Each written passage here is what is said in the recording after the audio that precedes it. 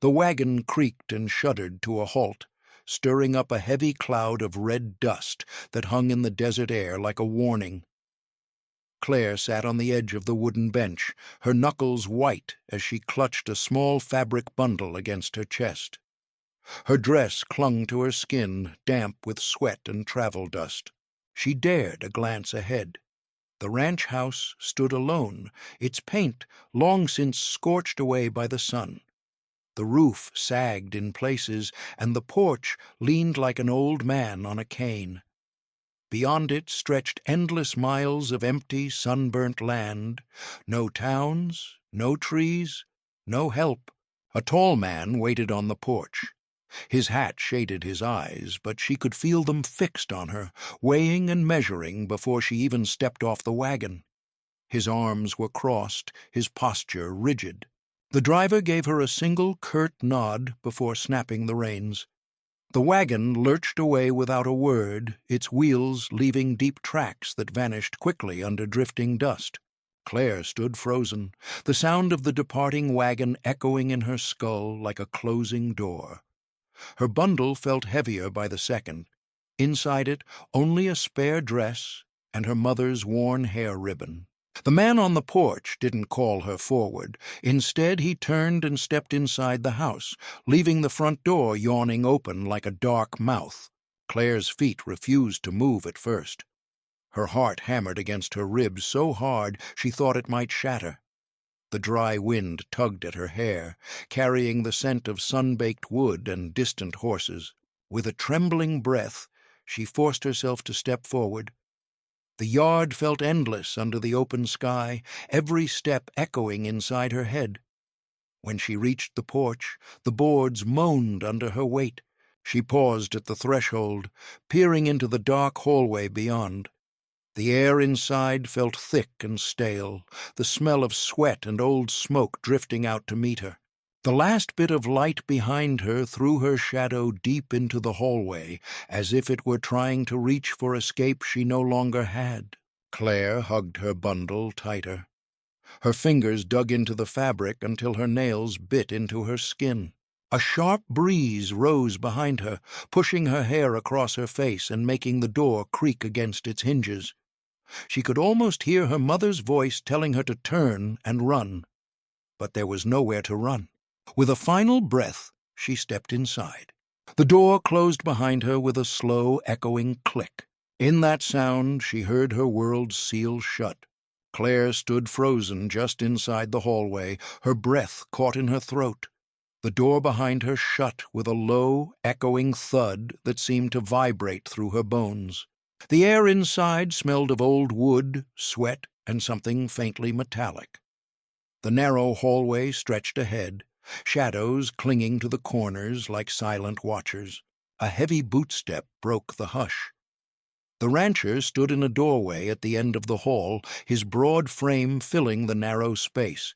Without a word, he jerked his head, motioning her forward. Claire forced her feet to move. Each step felt like sinking into deep mud, her knees trembling under her thin dress. She entered the kitchen, a small, dimly lit room with a battered table and a stove that looked as though it hadn't been cleaned in years. A single oil lamp flickered on the table, casting long, dancing shadows along the walls. The rancher stood by the table, his eyes fixed on her. He raised a finger, pointing slowly at her chest. "You don't leave this house," he said, his voice low and heavy, each word landing like a hammer blow. Claire hugged her bundle tighter, her fingers turning white. She tried to swallow, but her throat felt raw, as though scraped clean. "You don't speak unless spoken to. You don't ask questions," he continued. She nodded quickly, her eyes darting to the floor. He stepped closer, his boots scuffing the warped boards. She could smell the sweat on his clothes, the sharp tang of dirt and animal. "Say it," he demanded. Claire's lips parted, soundless at first. Then, barely a whisper, "Yes." His gaze stayed on her a few seconds longer, hard and unblinking, as if testing the edges of her obedience. Then, without another word, he turned and began to rummage through a crate near the stove. She stood still, her breath shallow, her arms trembling as she clutched the bundle against her ribs. In her mind, she repeated the words like a curse. Don't leave, don't speak, don't ask. He finally pulled out a chipped plate and set it harshly on the table. A thin film of dust floated off it into the lamplight. "You'll cook," he said without looking up. "You'll clean. You'll stay quiet." Claire nodded again. Her heart pounded so violently that her vision blurred for a moment. He left the plate on the table and walked out of the kitchen, his boots thudding down the hall. The sound faded slowly, swallowed by the thick, watchful silence. Claire exhaled shakily, her knees nearly buckling. She set her bundle on the table and sank into the single rickety chair, her hands covering her face. Somewhere outside, a wind howled through the cracks in the walls, rattling the loose boards. She pressed her palms against her eyes, trying to hold back the tears threatening to spill. A single shivering thought formed behind the flood of fear. You are not free anymore. The morning light crept into the kitchen like a shy visitor, slipping across the floor in thin, pale stripes. Claire sat at the table, her hands folded in her lap, her shoulders hunched.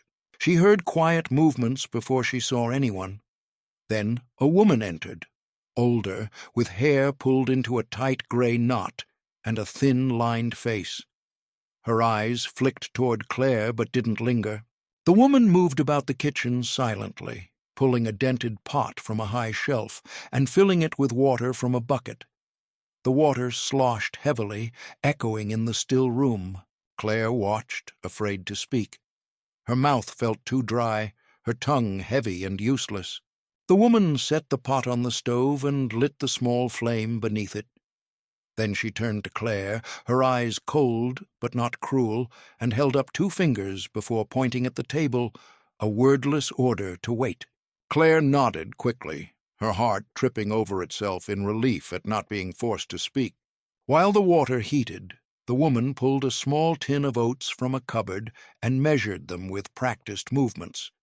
Her hands were steady, her fingers gnarled but deft, each gesture done in silence as if she'd performed this routine 1,000 times without a single word. Claire studied her face carefully. Beneath the rigid lines and sun-darkened skin, she caught a flicker of something. Exhaustion, perhaps, or deep-buried fear.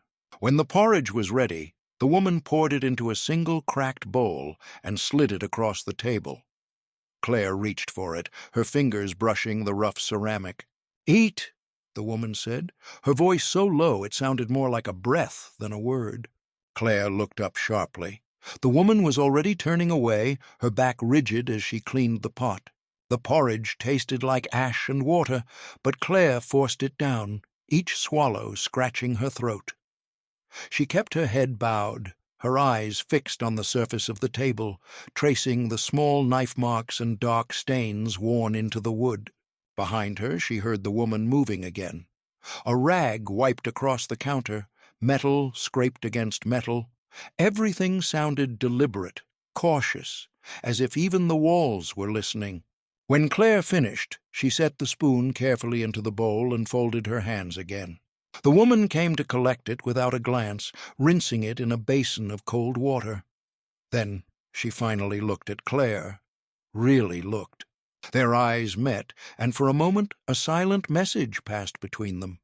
A warning, a question, a shared knowing that words could never safely hold. The woman's gaze dropped, her shoulders drooping slightly. She turned away and began to scrub the same spot on the counter again, her knuckles white. Claire lowered her head, her heart beating so loud she wondered if the woman could hear it too. In that kitchen, filled with small, secret noises and unspoken fears, they both stood like prisoners in a silent pact neither had chosen. Morning light spilled into the kitchen, turning dust motes into slow, lazy dancers. Claire stood at the table, her hands stiff from scrubbing pots since before dawn. The rancher sat nearby, silently tearing pieces of dry bread. His eyes flicked to her every so often, each glance a silent threat that crawled across her skin.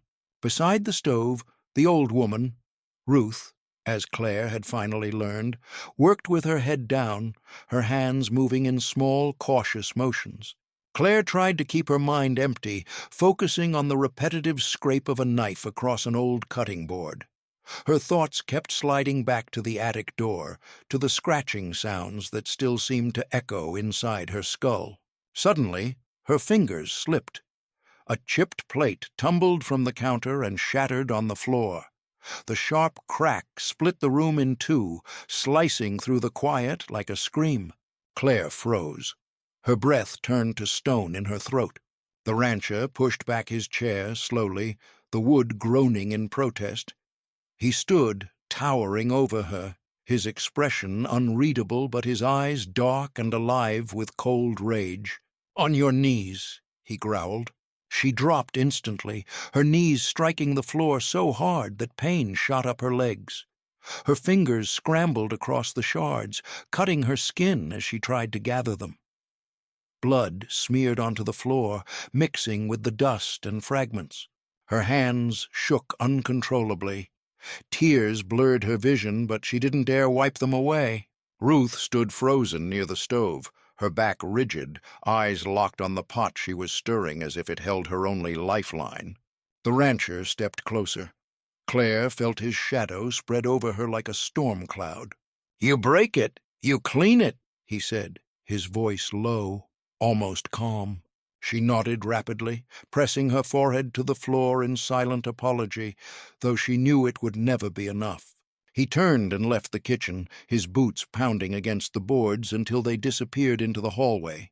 Claire stayed crouched, her breath ragged, her hands stinging with fresh cuts.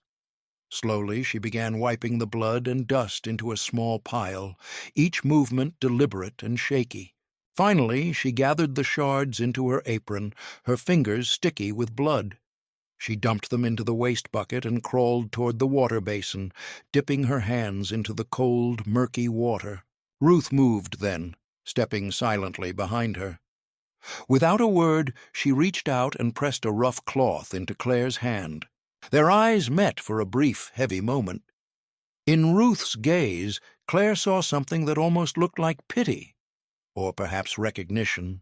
Claire took the cloth and pressed it to her palms, her shoulders slumping. In that dim kitchen, surrounded by silence and the smell of burnt oats, a new understanding settled over her. Here, pain was not an accident. It was the language of control. That night, the wind clawed at the house, rattling the thin window panes like an impatient visitor. Claire lay on her cot, her bandaged hands throbbing with each heartbeat. She stared at the ceiling, her mind circling the same thought again and again. "I cannot stay here. I will not become another ghost scratching in the attic." When the house finally settled into its deep nighttime silence, she pushed the blanket aside. Her bare feet touched the floor, cold as river stones. She tiptoed to her door, listening. The hallway stretched before her, moonlight pooling in small silver lakes on the floorboards.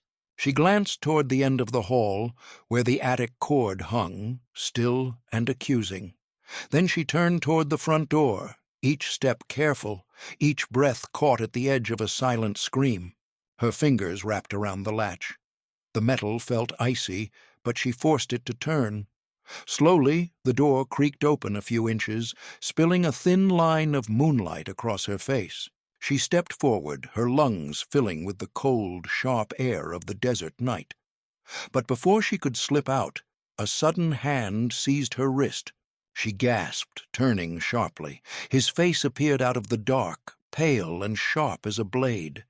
The rancher's eyes burned into her, two black wells of rage and triumph. Without a word, he yanked her back inside, slamming the door so hard it shuddered in its frame. She struggled, kicking at his legs, clawing at his sleeve, but his grip only tightened, iron around her bones. He dragged her down the hallway, past the kitchen, past Ruth's closed door. At a small storeroom, he threw her inside. She stumbled, falling hard onto her knees. Before she could scramble up, the door slammed shut behind her, the lock clicking like the snap of a trap. The darkness swallowed her whole. Claire crawled backward until her spine hit the wall.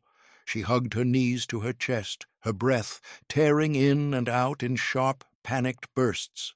Outside the door, she heard his boots recede, each step deliberate and slow, as though savoring her fear. In the cramped dark, her mind flared with images. The attic door, Ruth's downcast eyes, the letters she'd never seen but felt hidden somewhere above. She pressed her forehead to her knees, her nails digging into her skin through the cloth bandages. You tried. You failed. But beneath the fear, something else flickered. Small, weak, but alive. A promise to herself, even now. Next time, I'll be ready.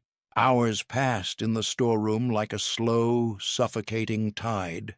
Claire sat huddled in the corner, the air heavy with dust and old wood. Every sound in the house above felt magnified, a floorboard creaking, wind pushing against the walls, the faint clink of a pot in the kitchen. Her body ached from the cold floor, but her mind refused to rest.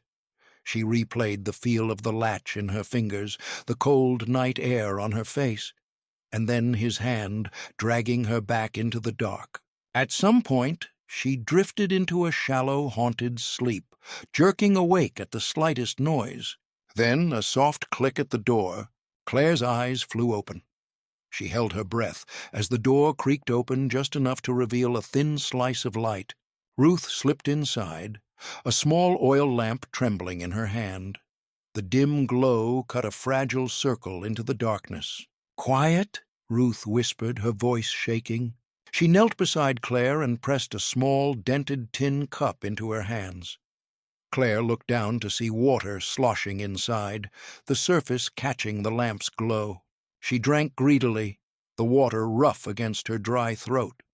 Some of it spilled down her chin, but she didn't stop until it was gone. When she looked up, Ruth was watching her with wide, wet eyes.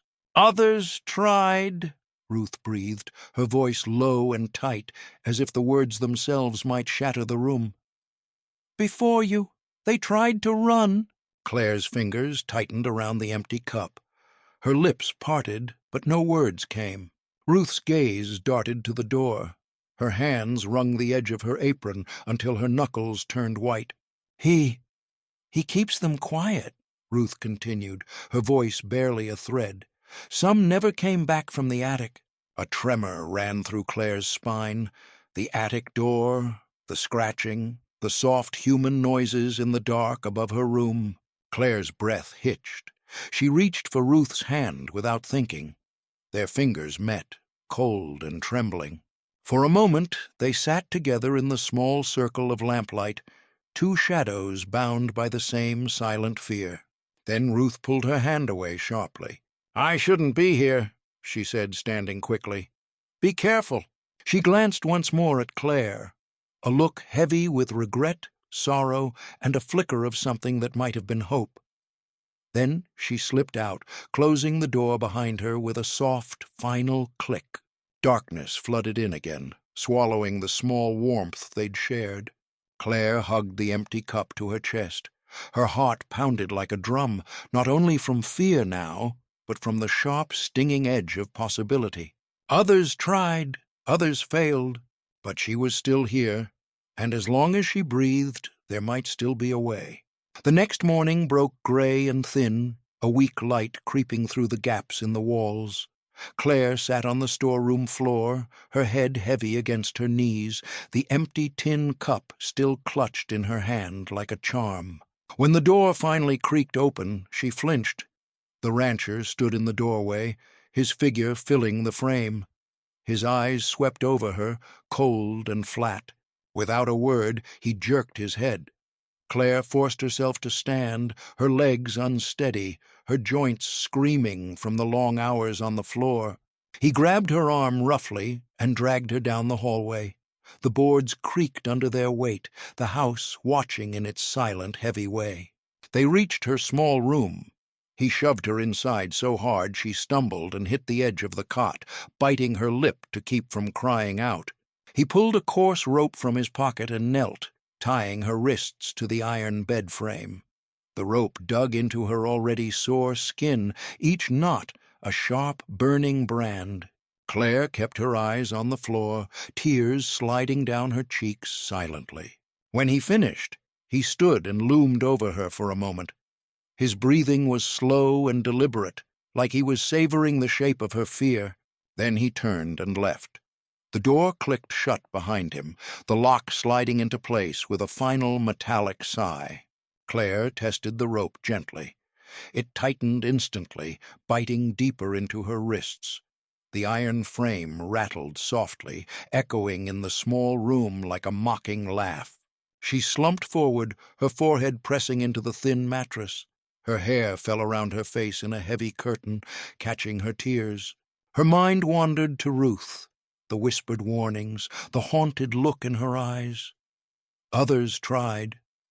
The words ran like a fever through her veins. Outside her small window, she could see only a strip of pale sky. A bird passed once, a dark, lonely shape against the morning light.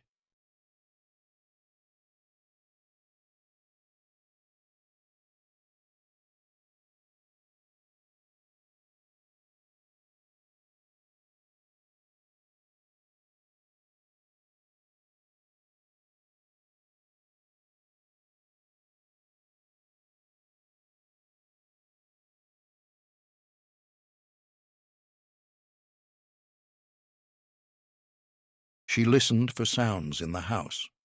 Ruth's careful steps, the rancher's heavy boots. Each noise felt like a blade sliding just out of sight. As the hours dragged on, the ache in her arms turned from sharp to a deep, throbbing burn. But under the pain, a thin line of defiance glimmered, too faint to see, but impossible to kill. She repeated Ruth's words over and over like a prayer. Be careful. Others tried. Her lips moved silently, forming a new vow. I will try again. And this time she would not fail. When the rancher finally returned to untie her wrists, Claire's arms were numb and heavy as stone. Her skin burned where the rope had cut deep, angry red marks wrapping around her like cruel bracelets. He didn't look at her as he loosened the knots, only grunted and tossed the frayed rope aside before leaving the room without a word. Claire sat on the edge of the cot, cradling her wrists, trying to force feeling back into her fingers. Her breath trembled as she flexed her hands slowly, each movement sparking fresh pain. The house had gone silent again. She listened carefully, her ears straining for any sound. Ruth's shuffling steps, the rancher's boots, even the far-off wind through the boards. But all she heard was her own ragged breathing. Finally, she stood and crept into the hallway. Her body felt fragile and unsteady, each step a small test of her balance. She slipped into the main room and glanced toward the kitchen. Empty. Then her eyes drifted upward. The attic door! The cord hung there, unmoving, as if daring her to reach for it again. Something inside her pushed forward. She climbed onto a stool, her fingers closing around the frayed string. With a sharp pull, the hatch creaked open.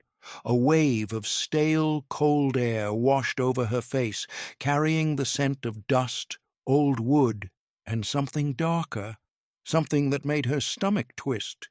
She hesitated at the edge of the opening, staring into the black void above. Then, gritting her teeth, she hoisted herself up. The attic was cramped and low, the beams sagging under years of neglect. Moonlight leaked through a cracked board, casting thin, ghostly lines across the floor. As her eyes adjusted, she saw shapes piled in the corners, old trunks, broken chairs, discarded blankets. She crawled forward and reached for a small wooden box pushed half under a blanket. Inside, she found letters. Dozens of them, each one folded and stained, the ink smudged from tears or rain or desperate hands. She unfolded one carefully. The handwriting was shaky, frantic. If someone finds this, know I tried. He promised to let me go. He lied. Her fingers trembled as she opened another. I hear them at night. I don't think I'll last much longer. Claire pressed the letters to her chest, her breath coming in sharp, painful gulps. She closed her eyes, feeling their voices wrap around her, a chorus of broken hopes. These girls had lived here, dreamed here, tried, and failed. But as she sat in the dust, something shifted inside her. A heat, small but fierce, began to burn beneath her ribs. She looked down at the letters in her lap and whispered into the quiet attic air, "I will not be one of them." With shaking hands, she folded the letters back into the box and pushed it under the blanket again. Then she crawled back to the hatch, her mind already racing ahead. This was no longer just her fight. She carried all their voices now, and she would find a way out. Claire climbed down from the attic slowly, each movement careful, as though the floor itself might betray her. Her legs felt weak, her arms still a patchwork of stinging pain and darkening bruises. She returned to her room, shutting the door softly behind her. In her hands she clutched one letter she hadn't dared leave behind, the one with the final words, "If someone finds this, run." She hid it beneath her thin pillow, her fingers lingering over the paper as if it might vanish. Outside, the house creaked and groaned under the shifting wind. Somewhere beyond the hallway, she heard Ruth's careful steps in the kitchen, the faint clink of a pot. Claire slipped out again and moved toward the kitchen doorway. She watched Ruth move, her motions quiet and precise, as if each one were a secret ritual. Ruth turned suddenly. Their eyes locked, and for a heartbeat, the world felt suspended, fragile as a spider web in the wind. Claire stepped forward, her lips parting, but no words came. Instead, she reached into her sleeve and pulled out the crumpled letter. Ruth's eyes widened, her hand flying to her mouth. A long silence filled the space between them, so loud Claire felt it echo in her ribs. Finally, Ruth stepped closer, her voice low and trembling. "You found them," she whispered, more a statement than a question. Claire nodded, tears stinging her eyes. She pressed the letter into Ruth's hands. The older woman's fingers closed around it slowly, as though it might shatter. Ruth's face twisted, years of secrets and sorrow surfacing all at once. She shook her head, tears slipping down her weathered cheeks. "I tried to help them," Ruth choked out. "I tried, but he—" Her voice cracked, swallowed by a sob. Claire grabbed Ruth's hands, squeezing them tightly. For the first time since arriving, she felt something solid under her feet, a thread connecting her to another soul in this prison. Ruth's eyes hardened suddenly, her lips tightening into a thin, determined line. She wiped her tears roughly and leaned close. "There's a way," she whispered. "But you must be patient. You must watch. He is always watching." Claire leaned in too, her heart hammering. Ruth squeezed her hands one last time, then stepped back quickly, slipping the letter into her apron. She turned away, scrubbing furiously at the already clean counter, as if nothing had happened. Claire stepped back into the hallway, her head spinning, her body trembling from the surge of hope and terror mixed into one. As she closed her door behind her, she pressed her forehead to the wood, her breath coming fast. "There's a way." The words rooted themselves deep inside her. She turned and looked at her narrow cot, the thin blanket, the cracked walls, each one a silent witness to the girls before her. This time she wouldn't vanish into the attic or fade into the dust. This time she would leave. That night, the house felt even more silent than usual. The wind outside had died, leaving the rooms heavy and airless. Every creak of the old boards seemed to echo twice as loud. Claire lay on her cot, staring at the ceiling, the words, "There's a way," looping endlessly through her mind. At some point, she heard a soft shuffling in the hallway. She sat up quickly, her breath caught in her throat. Her door creaked open, and Ruth slipped inside, her eyes darting nervously behind her. She clutched something small in her hand, hidden in her apron folds. "Quiet!" Ruth hissed, though no one else was awake. She stepped forward and pressed a cold, thin object into Claire's hand. Claire looked down and saw an old hairpin, bent and darkened with age, but still strong. "For the locks," Ruth whispered, her voice trembling. "He thinks they're unbreakable. He trusts the ropes, the doors, but they're old, just like him." Claire's fingers closed around the hairpin so tightly her knuckles whitened. She looked up at Ruth, her lips trembling. Why help me?" Claire finally managed to whisper, her voice like dry leaves. Ruth's eyes filled with tears. She glanced toward the hallway again, then lowered her head. "Because I couldn't help them," she breathed. "All the others. I watched them disappear one by one. I pretended not to hear them in the attic. I scrubbed their blood from the floors." Her voice broke, and a sob escaped before she covered her mouth with shaking fingers. Claire reached out and took Ruth's free hand, squeezing it hard. "You're helping me now," Claire whispered fiercely. "We can still fight." Ruth met her eyes, and for a moment something fierce and alive sparked there. A tiny, battered flame that had almost gone out. She nodded once, quickly. Then she pulled her hand away, wiping her face with her sleeve. "You must wait," she said, her voice suddenly sharp despite the tears. "Wait for the right moment. He sleeps deeply when he drinks. Watch. Listen." Claire nodded, her heart hammering so loudly she feared it might echo down the hallway. Ruth stepped back, her face tightening again into that hard, distant mask. She turned and slipped through the door, closing it softly behind her. Claire sat frozen, staring at the hairpin in her palm. The thin metal felt heavy as an iron key. She hid it beneath her mattress carefully, her hands still shaking. Then she pressed her forehead to her knees, her hair falling around her like a curtain. "There's a way, there's a way." She repeated the words silently, each time feeling them carve a little deeper into her bones. Tonight she would wait. Tomorrow she would watch. And soon she would run.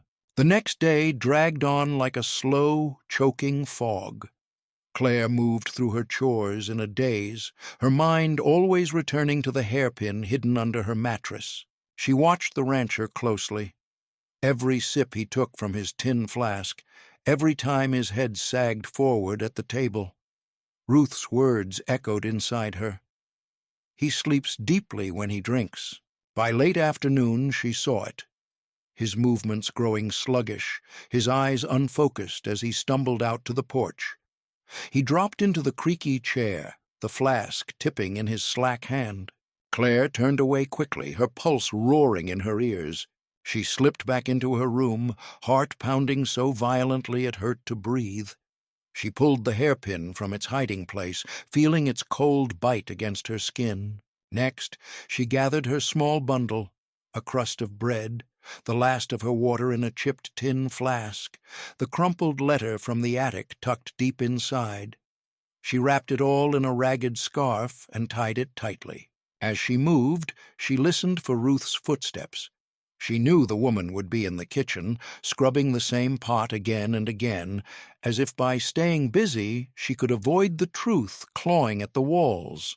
Claire paused by her door, her hand resting on the rough wood. "Tonight," she repeated the words silently, a promise and a weapon both. Outside, the sky turned a deep purple, streaked with the last orange light of the dying sun. A restless wind swept across the yard, rattling the shutters and sending dry leaves tumbling across the porch. When the first star blinked into view, Claire slipped out of her room. The hallway was empty. She could hear the rancher snoring faintly from the porch, the sound thick and heavy. She crept toward the front door, her fingers tightening around the hairpin. The lock clicked softly under her careful movements. Her breath caught as it released, the sound louder than thunder in the silent house. She pulled the door open inch by inch, cold night air wrapping around her face, sharp and electric. Before stepping out, she turned once, glancing down the hallway toward the kitchen. A dim light still glowed there. She imagined Ruth standing by the sink, her hands trembling. "Thank you," Claire thought, though she knew Ruth would never hear it. She stepped onto the porch, the boards moaning under her weight. The rancher shifted in his chair but didn't wake. His flask lay on the ground beside him, half empty. Claire didn't wait to see more. She slipped down the steps, her feet silent on the dirt. She pressed her bundle against her chest and ran toward the outer fence, her breath slicing through the cold. The world beyond the yard loomed vast and black, but it was open and hers. With each step, she felt the echo of the other girls behind her. "Run, run, run!" And she did. Claire sprinted across the yard, her feet slipping on the loose dirt, her breath ragged in her throat. The cold night air lashed her face, but she barely felt it. Her whole body burned with terror and wild hope. She reached the edge of the yard, her hands fumbling at the latch of the outer fence. The rusty metal screeched as she lifted it, the sound slicing through the dark like a scream. She froze. Behind her, the porch chairs scraped sharply against the boards. A groggy, furious shout cut through the wind. She looked back and saw him. The rancher, stumbling to his feet, his face twisted and half hidden in the dark. Even from this distance, she could see his eyes, wide and wild, fixed on her like a predator's.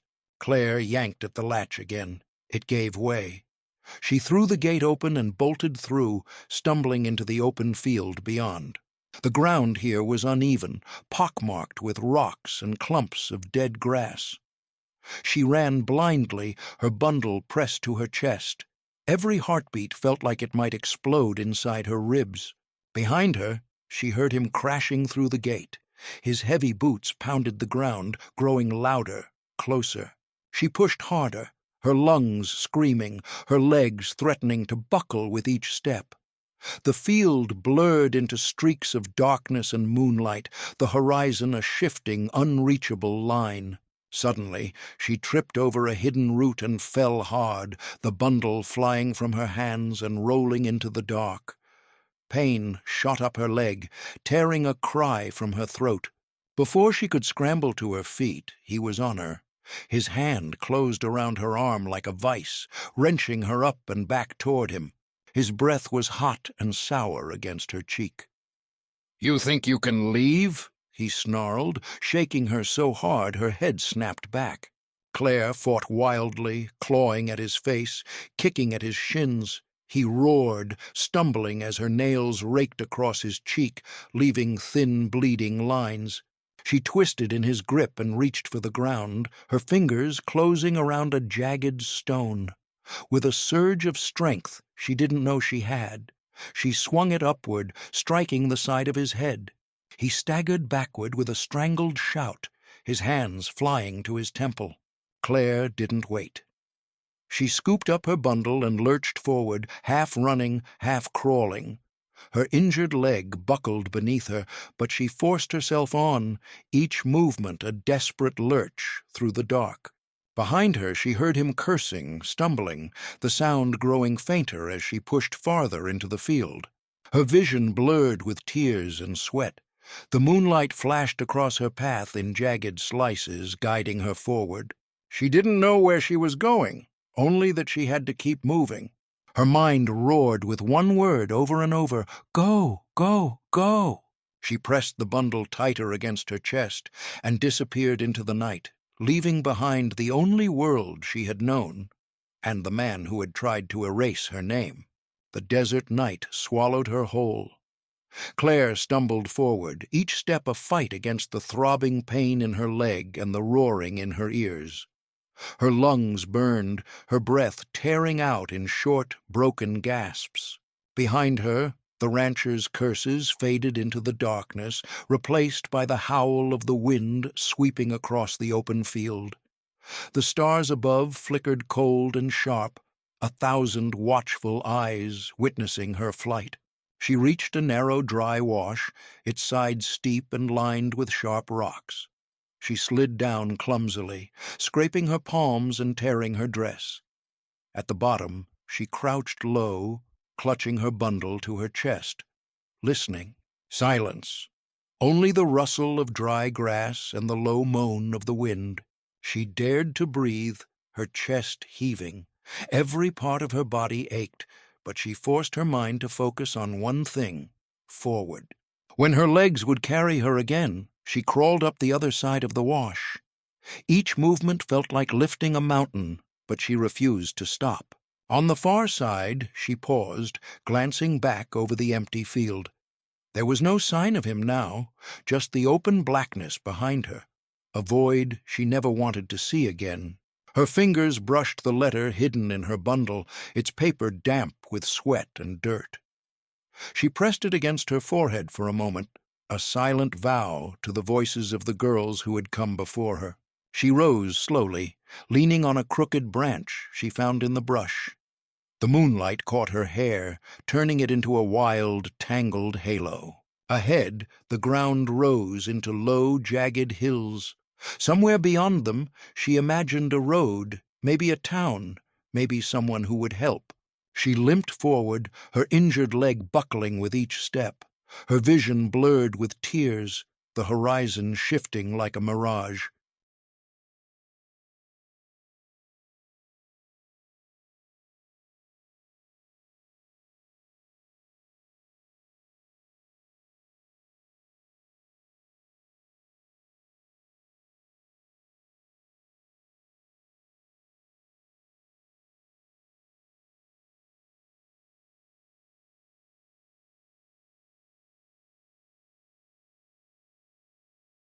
Each time she faltered, she repeated the same words in her mind: I am not his, I am not theirs, I am mine. When she finally reached the first rise of the hills, she collapsed to her knees. The cold earth bit into her skin, but she welcomed it, proof she was still alive, still moving. She looked up at the sky, the stars swirling above her like a silent chorus. For the first time, she let herself sob, her cries echoing into the emptiness around her. She pressed her forehead to the ground, her fingers digging into the dirt. I made it this far, she told herself. I can go farther. She stayed there for a while, letting the cold seep into her bones, letting the grief and terror wash over her and away. Then, with trembling arms, she pushed herself back up. Her breath came in shallow, determined pulls. She gathered her bundle and began to crawl forward again, each movement small but certain, each push a quiet defiance against every chain that had ever held her. And above her, the first faint line of dawn began to draw itself across the sky. The first light of dawn spread slowly across the desert, painting the hills in pale gold and soft rose. Claire dragged herself forward, her hands raw, her knees caked in blood and dust. Her bundle pressed tight against her chest. She crawled over a final ridge and collapsed on the other side, her body trembling from exhaustion. She lay still for a moment, her cheek against the cold earth. Every breath felt like pulling shards of glass into her lungs, but each one was real, hers alone. She rolled onto her back, staring up at the slowly brightening sky. The stars were fading now, leaving behind a soft, open silence that settled over her like a fragile blanket. Claire pressed a hand to her chest, feeling her heartbeat under her fingers, ragged but steady. She pulled the crumpled letter from her bundle and unfolded it carefully. The words blurred as her tears fell, soaking into the fragile paper. If someone finds this, run! She traced the shaky lines again and again, as if memorizing them into her skin. She thought of Ruth, of the girls who had left their words behind, of the attic whispers that would never echo again. Their stories had carried her through the darkness, their ghosts running beside her in the fields. She sat up slowly, wincing at the sharp pain in her leg. The horizon stretched wide and empty, the desert beyond shimmering in the new light. Somewhere far ahead, she imagined a road, a fence, a town, maybe even a hand reaching out to pull her the rest of the way. But she knew, deep in her bones, that even if no one waited, she was already beyond him, beyond the ranch, beyond the attic. She wiped her face with the corner of her sleeve, smearing dirt and tears into one. "I am not his, I am not theirs, I am mine." She said it out loud this time, her voice hoarse but strong in the morning air. Claire shifted to her feet, wobbling, her entire body screaming in protest. She pressed a hand to the nearest rock, steadying herself, and took a long, shaking breath. She gathered her bundle, tied it tight against her back, and took her first step forward. Then another. Each step small, but each one hers alone. The rising sun warmed her shoulders as she walked. Her silhouette stretched out before her, a fragile, defiant line cutting into the endless dawn. She did not look back, and with each step the ranch faded behind her, just another ghost swallowed by the desert.